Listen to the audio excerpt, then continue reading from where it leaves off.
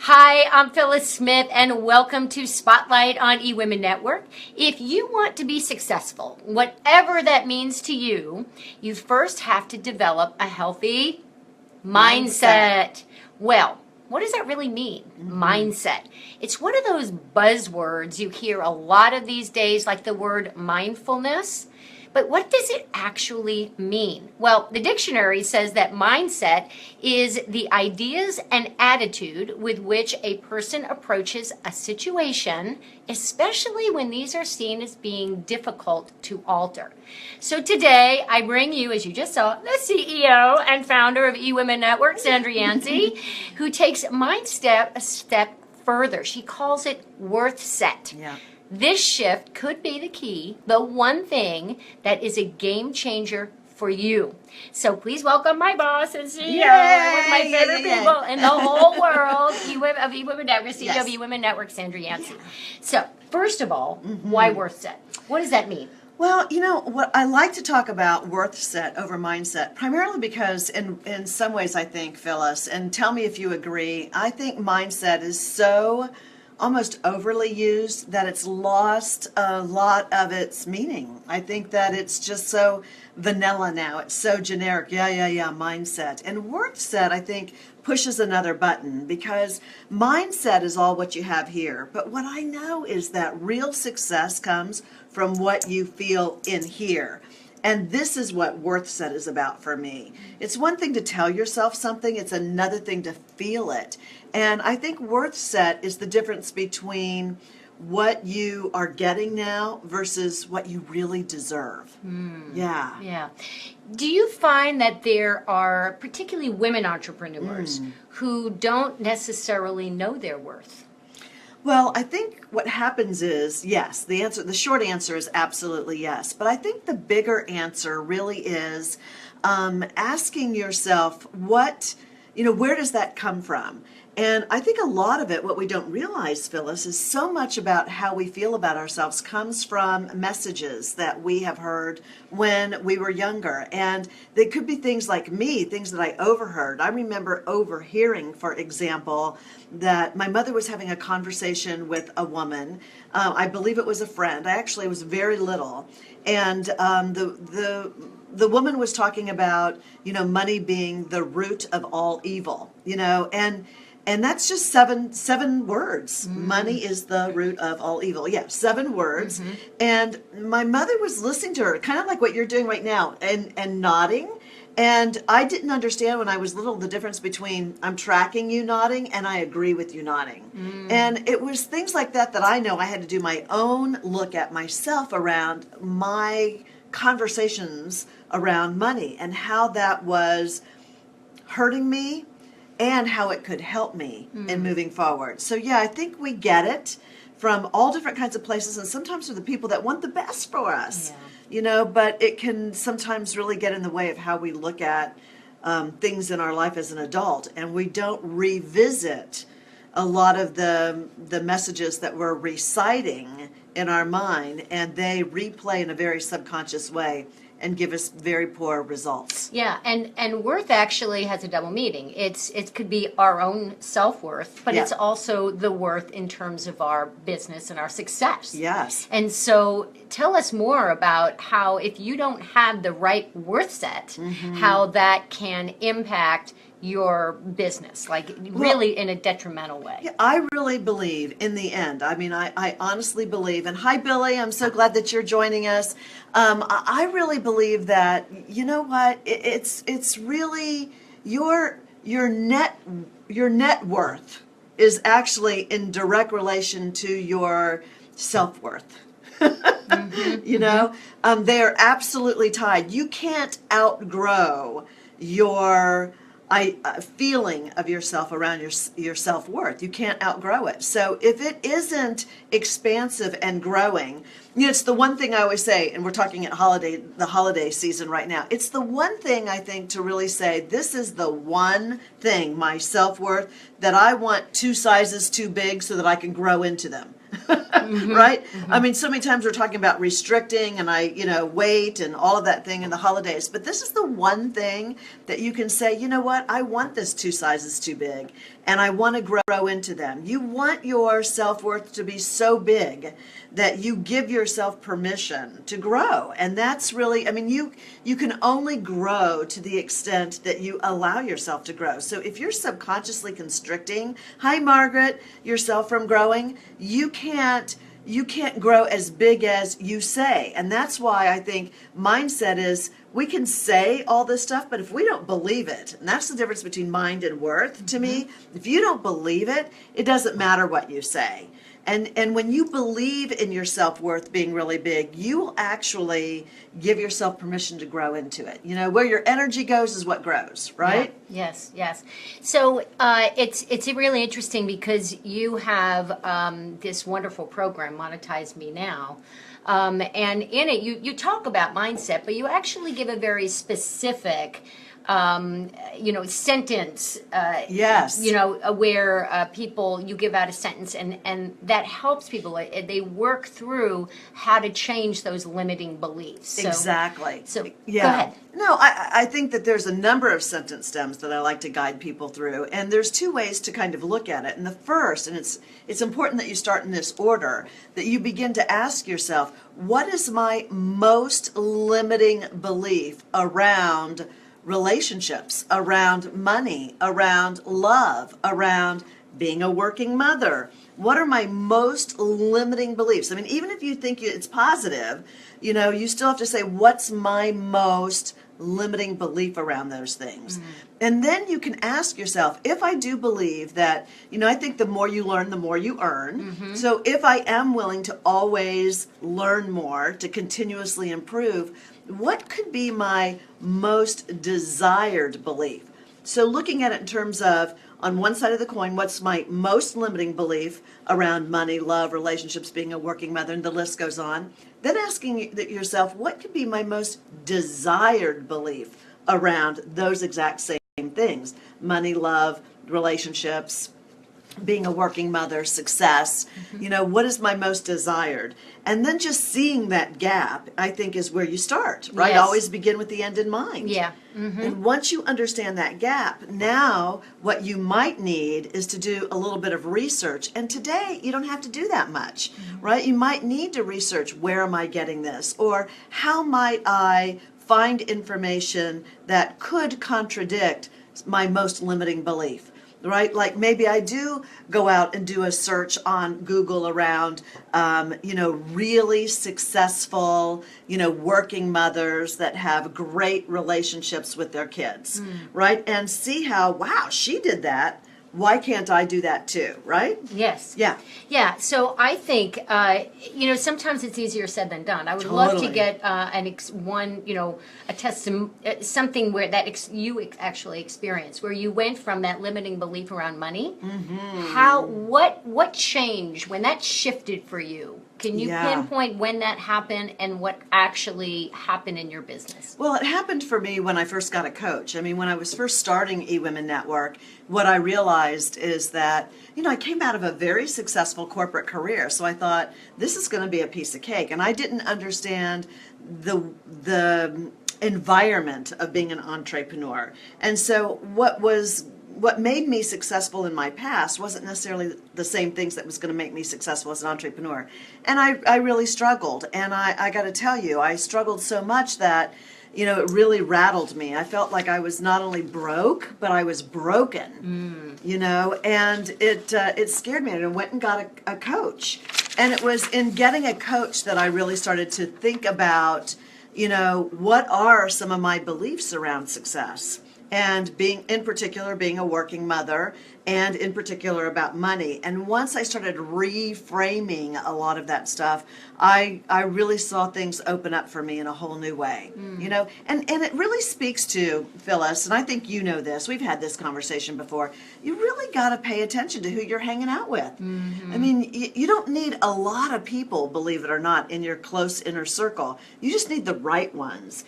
And, if you're hanging around people that are reinforcing more of a limiting self-worth, in particular of you, then you need to, what I call, bless and release and make space for more magnificent people to come your way.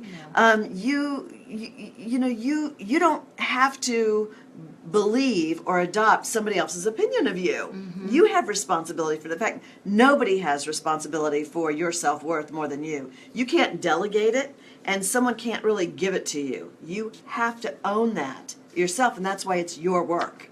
Right. And it is work. Yes. I mean, you got to dig deep. You know, a coach certainly can help you. You might need some therapy. Right. You know, who hasn't? Right, exactly. Who hasn't? And as your dreams expand, you have to constantly reevaluate, right? It's kind of like if you need more space and more help in your business, right? Then I think it's important that you look at what are my beliefs around this. So if you're saying to yourself, oh my gosh, I'm struggling and I'm overwhelmed and I don't have the money to hire people and I can't get this done, that's a very constricting belief system. So what you need to do is get really creative to say, no, I'm worth all of this. And maybe what I need to do in the beginning is start to barter and start to trade. You know, you can't grow a business just doing bartering, but you could start out that way. And then you got to say, okay, as I help this person with this and she helps me with the other thing that I need help with, and I get some of my time back, how am I going to use that time? And this is where you have to understand how your subconscious really kicks in here, because if you get time back and you use it doing busy stuff, what I call the busyness of business, it's really a self-sabotage versus taking that time and saying, how might I use this time to focus on the things that only I can do and that also make the cash register ring, so that you're maximizing this time you're getting back and not self-sabotaging. Hi, Tracy. Hi, Tracy. Glad you joined us. That you're not self-sabotaging yourself with stuff that isn't really moving your business forward. And I think women entrepreneurs struggle with this all the time. I see them say, I can't afford something, but then I also see them walking around with a $5 cup of coffee, you know, and I'm saying, okay, how often do you get that? You get it 5 days a week? Well, a $5 cup of coffee 5 days a week is $25. That's $100 a month. You know, how might you take that $100 and have somebody do something for you, like maybe do your social media if you're doing it and you're not really getting results for it. Hire a pro, right? Tracy Warren, hire a pro to do that so that you actually can get some results and see your business move forward. I think a low self-worth, you know, a low self-worth set shows up in ways you don't realize that really is self-sabotaging. I think it's also particularly difficult. So many of our members are in the service business, right? Yes. And so it's hard when you have a low self-worth. Don't you agree that it's hard to measure that time is money? Time is totally money. This is the thing that I learned years ago, and you have to ask yourself, okay, at the end of the day, every day, before the next day, you make a T-chart. And on the left side of the T-chart, you write the word important. That's that category. And on the right side, you put distraction. And when you go down all the things that you need to do the next day for your business, you have to make a choice whether you put it on important or whether you put it on distraction. And the only thing that you can put on the important side are the things that make the cash register ring. Everything else becomes a distraction. Your number one job, and this is the thing, I mean, unless you're running a charity, and even charities need money in order to really sustain themselves over time. I mean, unless you're really, making money, I mean, you're really running a hobby. I mean, it is important. And, there are a lot of people that will put you down for wanting to make money. And you know what? You can't listen to that. Okay? That is their opinion. And you don't have to accept that opinion, somebody else's opinion of you. You are in business. I mean, there is no major successful person on the planet, from Oprah to Sarah Blakely of Banks to Steve Jobs when he was running Apple to to Microsoft, Bill Gates, even the Melinda and Bill Gates Foundation. They're always about raising money and making money. This is not a bad thing. And somehow women, I think, sometimes really struggle with this. You know, it's not that you can't do things for free, but making money allows you to do more things for free. The fact that I can make money allows me to hire really great talent for you, like Phyllis. So that gives Phyllis the ability to now be able to, have a job where she makes great contribution on the planet. She's helping her family. It allows her to help her children. It moves the economy forward. It gives me time so that she can do the things she's really good at that I'm not nearly as good at, and I can do the other things that I'm really good at. Do you see how this really plays in? But somehow, and then I factor in, I say to myself, I actually plan about 15 hours a month of free content. I'm always looking to do things for free, right? This is an example of doing something for free, right? Time out of my day, which I love. Yesterday we did Sip, Tip, and Talk, and we did it, right? And, almost 100 comments, a couple thousand people. I was on the floor. Yeah, she was My right hand there. was in it. Like that, right? She was the star. Right, no. But we were doing this in partnership, right? I mean, no one makes it alone. And if you're not making money, then you end up in isolation.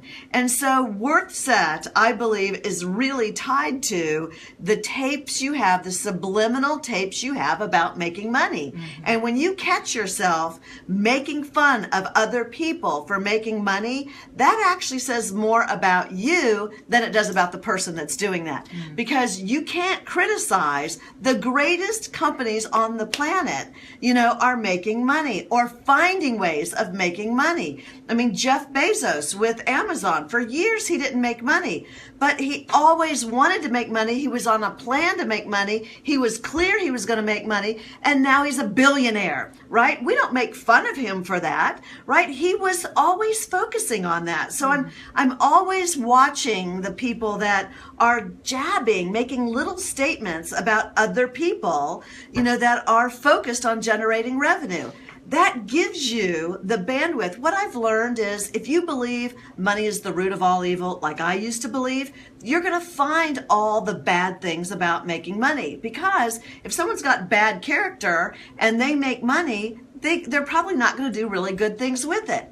But what I also know and have learned and have researched, which really helped me change my own mindset around this, is this. And that is that when really good people, right, make good money, they tend to do really good things with it. Hi, Jennifer Draper. Glad you joined us. It also allows you to not take care of yourself, but take care of other people, right? Contribute some value to their lives. But you can also then write a check to the charities and the injustices. You can lead efforts for other people to do that and create movements. I mean, it's just such a good thing if you are a good person to make really good money to change the world in really good ways. And this all comes from your worth set, not just your mindset. Because you can tell yourself things, but if you don't believe it, and that comes from your heart, I love it, Jennifer. I love that we're connecting on this, girlfriend, right? It can change everything. I mean, everybody's looking at all these New Year's resolutions that are coming up, in the next couple of weeks. Man, let me just tell you, my own word for 2017 is all about worth.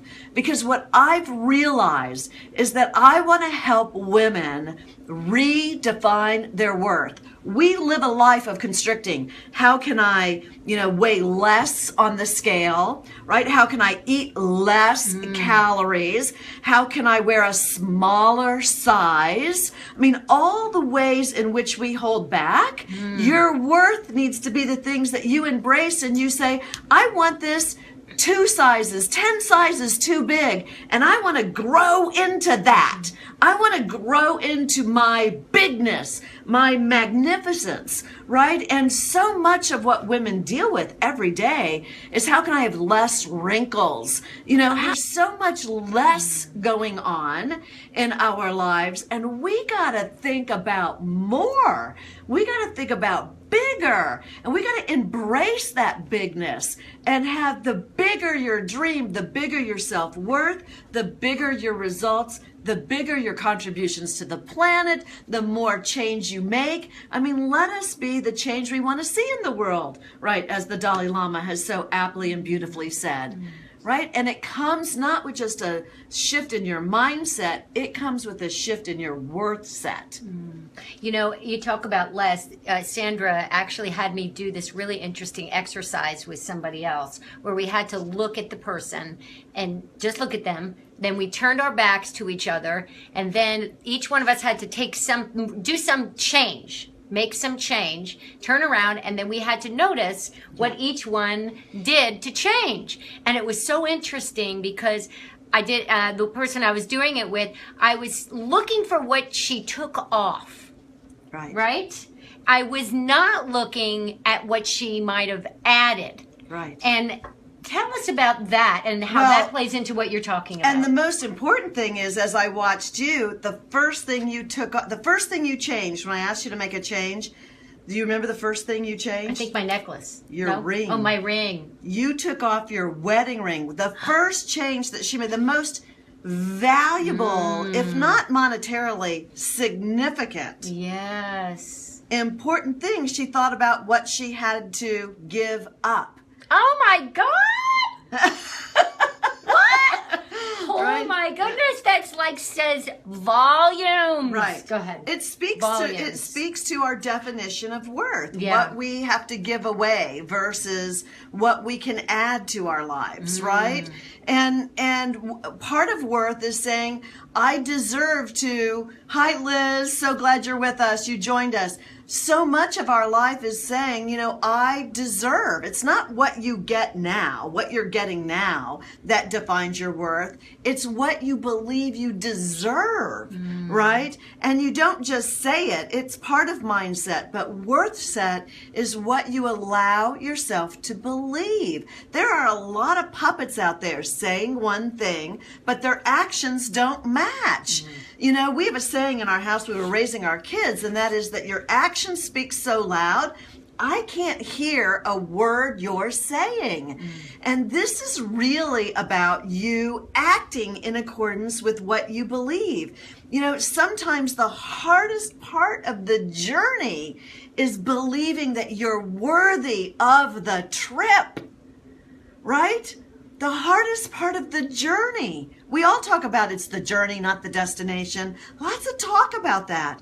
The hardest part is not on acquiring skill sets. Hi, Jenny. So glad you joined. It's not about developing new skill sets, right? We so focus on, I watch entrepreneurs make investments all the time on, let me get a new skill. Let me learn how to do social media. Let me learn how to, do QuickBooks. Let me learn how to, create Canva, PowerPoints. They're always working on marketing strategies. They're always learning new skills. That's a good thing. But let me just tell you, the most important thing that I work on to this day, more so than skill set, is my worth set. Because when I feel like I'm worthy, I allow myself to go out and focus on my genius, do what it is that I know that I do best. Right, Liz? Right, Jenny? Right, Jennifer? I allow myself, right, Margaret, to do what it is that I do best. Then when I do that, I'm remunerated, right? I'm rewarded for that. Now I can go out and hire other people to do what they do best. I've impacted the world tenfold, because now it's not me doing everything all by myself. It's you doing what you're doing right now with this podcast and inviting me to be a guest, right? To sit next to you, to spend this time together. It's the conversation that we had before the call. It's the conversation we'll have when we debrief, right? Plan, do, review. You plan what you're going to do, then you do it, and then you review. You've got to do that with your worth. You've got to plan your worth, right? Plan it. Say, yummy. I want it bigger. Yummy. I'm going to plan to go bigger. I deserve more than what I have today. And it doesn't mean you don't appreciate what you already have. It's totally about being in gratitude and thankful for what you're having, and being okay with saying, and I know that I'm on this planet for more. I know I can make a bigger impact. I know that I am more deserving, that I've been put here for a reason to do more, to make a bigger difference. And that doesn't mean that it's all about making money. It's about making money so that I can surround myself and hire other people. My ability to hire Phyllis allows her ability to do great things. She's doing things outside of the work environment. She's taking a yoga class, right? She's taking workshops.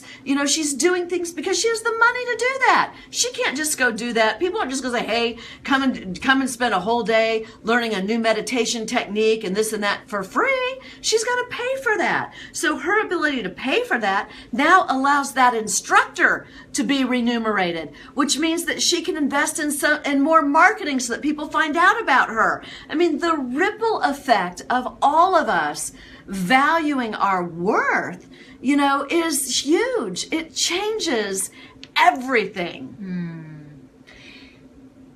So, yeah, I can't top that. Yeah. And I'm not going to try. Right. But I would like you, just in closing, for 2017, what one action step can people make so that so that they can start moving towards having that better, healthier Worthset? Yeah. Well, I think the most important thing is, I'm not a big fan of New Year's resolutions. And the reason why is because the research and the statistics speak for itself. For someone that likes to go to the gym, like myself, everybody that goes to the gym always says that they hate January 1. Why? Because, in fact, I won't even go to the gym the first week of January. I'm going to work out at home. I'm going to do my steps. I'll run. I just avoid the gym. You know why? Because it's so crammed for all the people that have New Year's resolutions about it. You wait, though, just a couple of weeks, and you see, unfortunately, the gym is clean again. I mean, it's totally empty. Why? Because people, they're doing a mindset. Let me write a New Year's resolution. They don't really believe it, so they don't live it. So my suggestion to you is simplify the process. Let go of New Year's resolutions. Pick one word. Pick one word. My word is worth. If you want worth, hey, there's 7 billion people on the planet. There can be 7 billion people that want to increase their worth. How much better would the planet be if we just did that, right? So pick your word. I don't care what it is. What is it that you feel like you need more of in your life? Is it balance? Is it love? Is it joy? Is it success? Is it, like me, worth? Right? I want to go bigger. I mean, as I now negotiate, I'm learning a lot about myself as I have been approached about having my own national television show.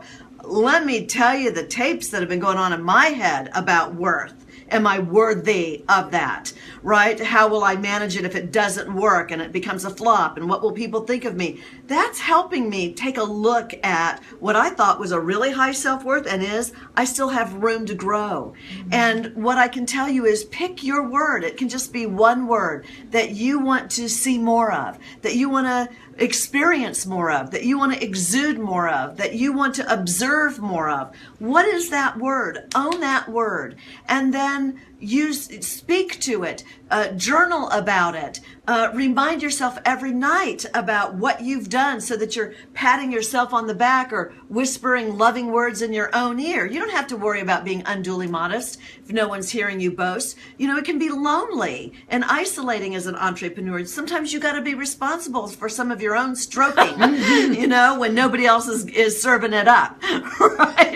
Phyllis here. But the point of the matter is it can be lonely. And so you've got to put in, no one's responsible for you manifesting your word, your worth more than you. People aren't going to give it to you, right? And you can't delegate it. You got to own this and take total, complete responsibility for it. So do that, right? And see how this can be something, one thing, one word that you can pay attention to. And just notice when it pops up and be like, ooh, I just saw that. That plays off, you know, in my life, how I just noticed that in someone else, right? It could be smile, could be your word. You just want to smile more. You want to smile more at yourself. You want to smile more at others. You want to smile. Some of the greatest gifts you can give in the world is to give someone else who isn't smiling a smile. I mean, the little things that can change the world and make a big difference. Find your word. Ask yourself, this is the to-do. This is what I talk about in my Monetize Me Now online program, right? And I start out with this, and I always say, I start out with the mindset, and I go, gotcha! Mindset, this is about Worthset. This is a whole deeper thing, a whole new thing. Claim your word. I love, Jennifer, that you're using it as Worthset as a hashtag. Claim your word and say, because I picked this word because I'm worth having more of this, whether it be worth, happiness, love, relationship, success, right, balance, harmony, whatever word it is, you deserve more. That's part of you giving yourself permission to have more worth in that. So use the hashtag Worthset. Find yourself your accountability partner or partners, right? And ask them to remind you, how have you seen this word today? How have you exuded it? How have you experienced it? How have you witnessed it, right? But give yourself permission. First, start out by simply saying, what is my most limiting belief? Maybe it's money. I love it, Jennifer. She's saying, my word is clarity, connection, compassion, and contribution. Those are 4 words. What if you just picked one? Which is the one you feel like you need most of? Which one word is the core thing to focus on? And then the other things become a consequence of it, right? Because everything has a ripple effect. So pick the word and then say, what's my most limiting belief about this? Even if it's a good one and you've got lots of great things about it, still within that, what's your most limiting belief about that? And then rewrite that by saying, what's my most desired belief? What do I want it to really be? That's where you go 2 sizes too big so that you can make a commitment that you're going to grow into that. You're going to give yourself permission to grow and go bigger, right? Because when you grow, when you go, you grow, and when you grow, you glow. And people are attracted to people that are on fire. My mom used to say, in closing, my mom used to say, Sandra, go out and set yourself on fire. Everyone will come and watch you burn, right? And it's true. Even the flowers bend into the sun, right? The sun is a big fireball. It's on fire. We talk about people when they're really rolling, when they're rocking, that person's on fire. Or when you're having a good day, man, I'm on fire. How do you live a life where you are on fire? And that's what shifting your worth is all about, and that's what picking a word is all about too. I got nothing left. So it's up to you now. As you said, no one can be responsible. No one's more responsible That's right. than You got to own this one. This is on you. Own it, pick your word, and set yourself off on the right path for 2017 and always. Thank you. Bye-bye, everyone. Love Thank this you. woman to death. Love you too. Love you too. Love you too. Okay. Bye, everybody. Bye. Bye-bye, Tracy. Mwah.